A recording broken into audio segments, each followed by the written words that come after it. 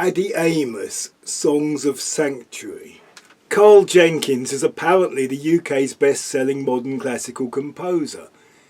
He wrote a piece that was performed at the King's coronation, which he attended. He might, however, be more famous because some conspiracists thought he was Meghan Markle in disguise. I first became aware of Karl Jenkins when he played with Soft Machine in the early 70s.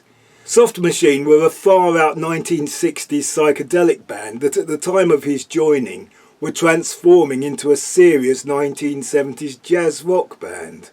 Somewhere in between Soft Machine and the coronation, he made the album Adiemus, Songs of Sanctuary, which he composed with some help from Mike Ratledge, also of Soft Machine.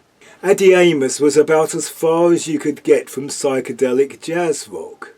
The Adiemus project started when Jenkins was asked to write music for a Delta Airlines ad that came out in the mid-90s.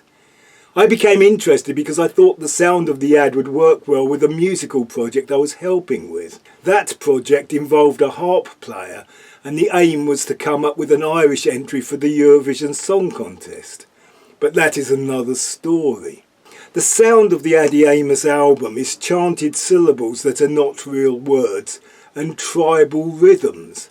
It does not go as far as bands like Magma and Sigur Rós in creating a whole language.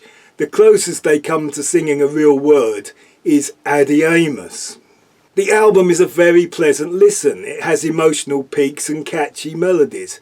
However, I was hoping for something with more tribal percussion and with more aggressive chanting. Something a bit more like the Kiwi Hacker. I think what I was hoping for was that kind of music that would later turn up as part of the great Doctor Who revival. That sound of Carmena Burana meets Ippy Tombi. Often it all seems like an odd matching of African and Polynesian vocals with European classical harmony. Sometimes there is a very strong first beat of the bar, which makes even more apparent the quietness of the other percussion. The choir sounds big, but that is partly due to the great washes of digital reverb. It is also dated by that breathy, fluty ocarina panpipe Titanic soundtrack thing that was big at the time. Occasionally it sounds like Latin religious chanting. Sometimes it is almost like the Swingle Singers Ensemble Classical meets jazz scat singing.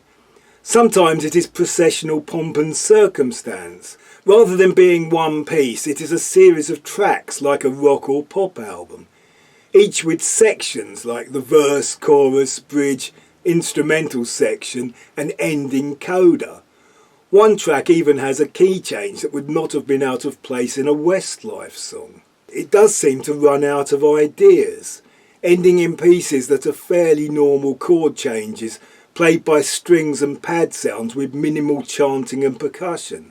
It is a mashup of so many things borrowed and new, and it was very different at the time. It was categorised as classical music and it got in the classical chart. I would say it sounds more like soundtrack music, or possibly Clannad or Enya. Adiemus, Songs of Sanctuary.